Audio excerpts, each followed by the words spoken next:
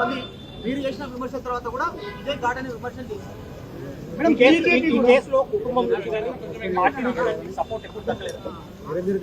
BJP కూడా కవిత బయట ఉన్న ఒకటి లోన ఉన్న ఒకటి దానివల్ల ప్రయోజనం లేదు అనేది ఒకటి.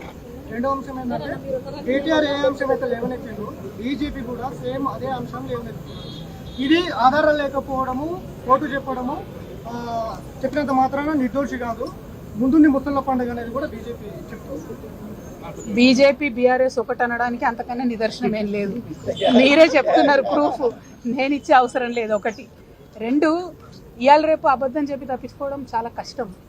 ఇదే బీఆర్ఎస్ పార్టీ సోషల్ మీడియా నా మీద ఎప్పుడైతే భారతీయ జనతా పార్టీ ప్రభుత్వం కేసు పెట్టిందో ఆనాడు రెస్పాన్స్ ఎట్లుందో చూడండి ఒకసారి దయచేసి. నేను చెప్పేది ఏం లేదు కదా, సపోర్ట్ చేసిందా చేయలేదా అన్నది మీకే తెలుస్తుంది.